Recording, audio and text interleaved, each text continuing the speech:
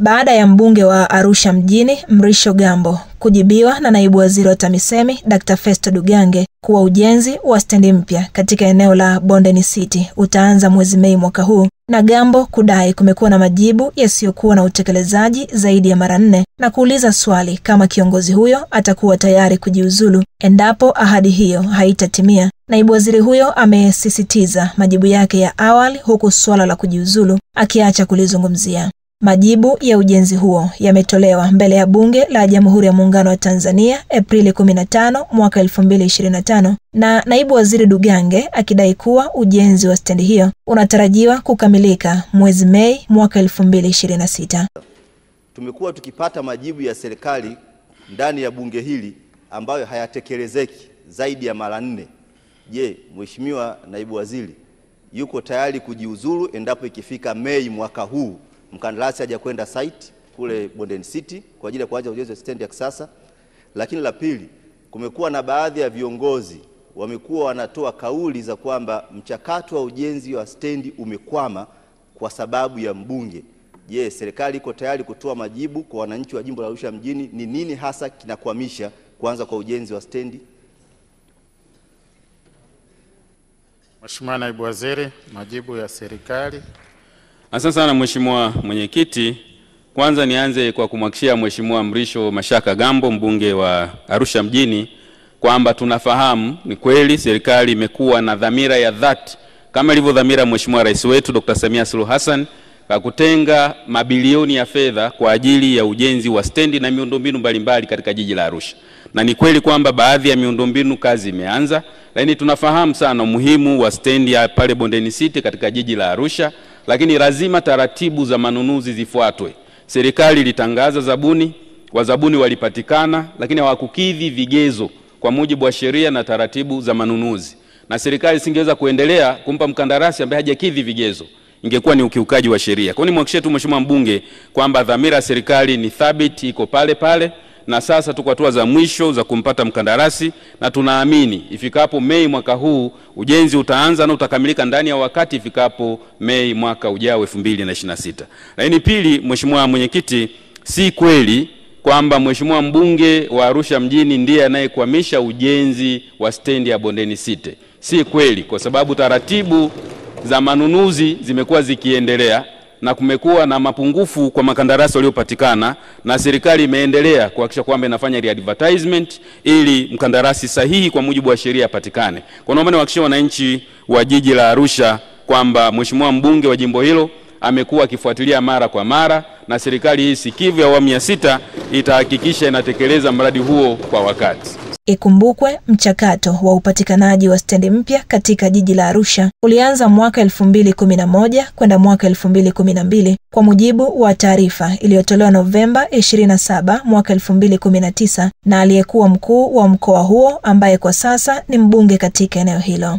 Aidha, kupitia taarifa hiyo iliyotolewa na Mrisho Gambo kipindi hicho akiwa mkuu wa mkoa wa Arusha, alisitisha ujenzi wa stendi hiyo kwa madai ya kuwepo kwa mkanganyiko wa eneo sahihi la kujenga stendi mpya na ya kisasa katika jiji hilo. Eneo jipya linalopendekezwa halipo kwenye master plan ya jiji la Arusha. Ukitaka kulitumia lile, lazima pia ubadilishe master plan ya jiji la Arusha ambayo imetumia sio chini ya bilioni 8 hadi kupatikana kwake. Lakini bado pia eneo la Bondeni City, yule mwenye ardhi ameweza kuchora ramani ya eneo lake. Mpaka sasa hivi anadaiwa deni ya $340,000 ambazo hajazilipia kwa ajili ya huo mchoro wenyewe unaohusika.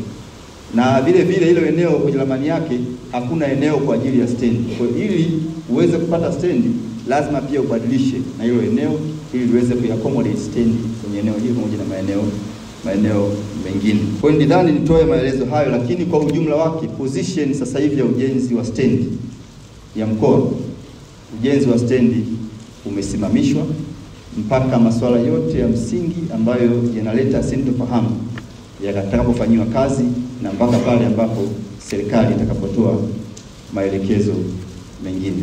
Hata hivyo, miezi 8 baadaye, baada ya Gambo kusitisha ujenzi wa stendi hiyo, aliyekuwa rais wa Jamhuri ya Muungano wa Tanzania hayati Dr. John Pombe Magufuli alitengua uteuzi wake na nafasi yake kuchukuliwa na ndugu Idi Kimanta, na baada ya miezi 5 Gambo alichaguliwa kuwa mbunge wa Arusha mjini katika uchaguzi mkuu wa Oktoba 2020.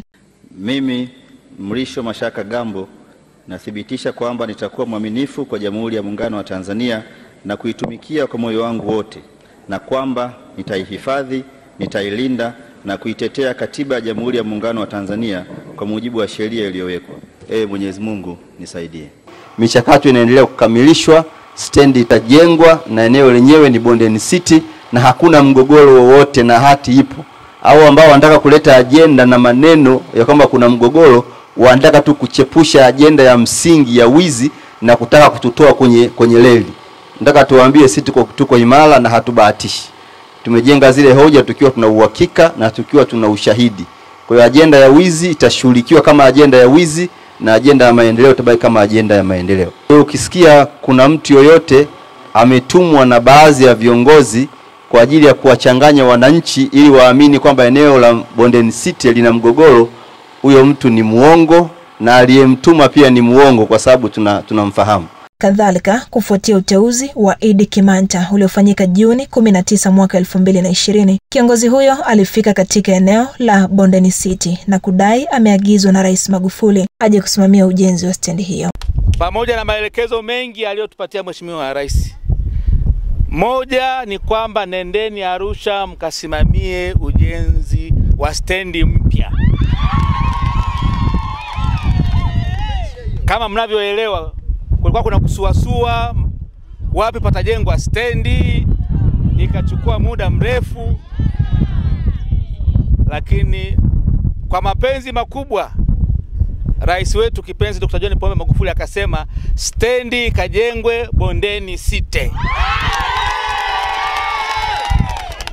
Na sisi watatu tukaambiwa tuje tusimamie hii stendi. Kwa hiyo nimekuja hapa, nimekagua, nimeona eneo lote, nimelitembea ekari 30, eneo linatosha, litakuwa lina kila kitu ndani, na kwa kata hii ya Murieti hii itakuwa ni fursa, kwa sababu kwa wajasiriamali tutafanya biashara hapa.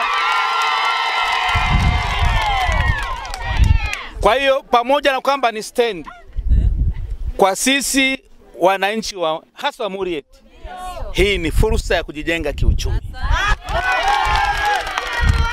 Kwa hiyo tuna haki kabisa ya kumshukuru Mheshimiwa Rais. Lakini nataka niwaambie kitu kimoja. Mkurugenzi amesema hati hapa imeshapatikana. Sasa mseme mkadanganywa. Hati tunayo hapa. Lakini kingine ambacho nataka niwaambieni, pesa ya kujenga hapa ipo.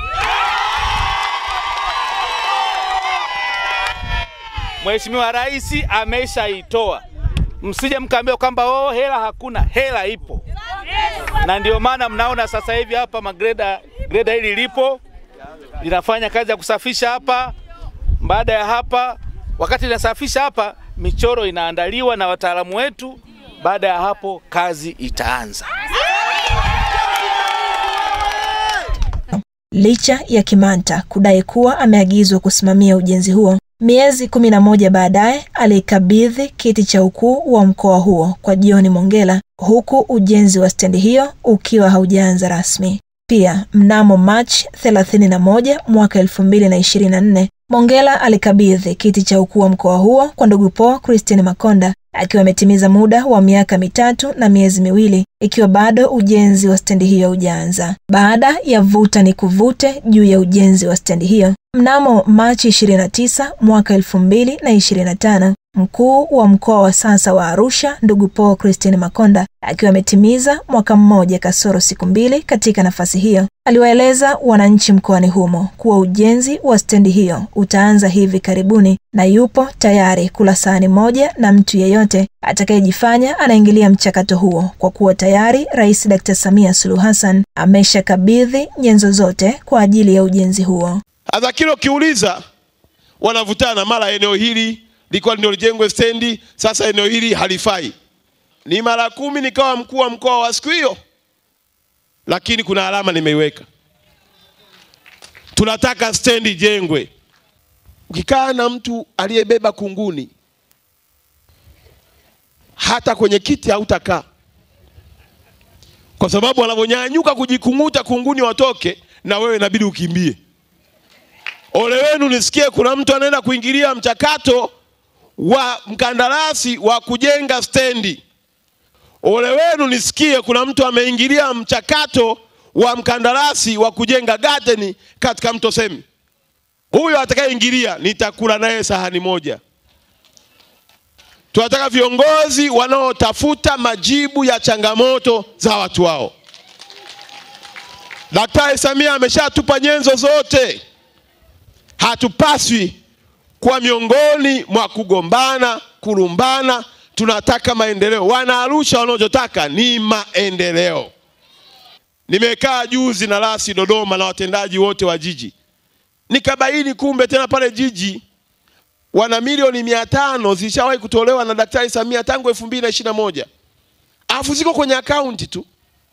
Na hizo hela zimetolewa kwa ajili ya kujenga soko maalumu la wamachinga. Na wauliza watendaji, kwa nini hamjengi? Anasema kila tukikaa na wale wamachinga tunakubaliana, kesho yanakuja mambo mengine yamebadilika. Kwa hiyo wanalumbana tu. Huyu akisema pajengwe hapa, mwingine anasema hapa hapana. Kataeni kajengeni. Yaani wanalumbana tu. Sasa tumewaambia tunataka mtulie, tuwaletee maendeleo wananchi wa mkoa wa Arusha. Hii ni Gadi TV. Jina langu ni Aisa Msue.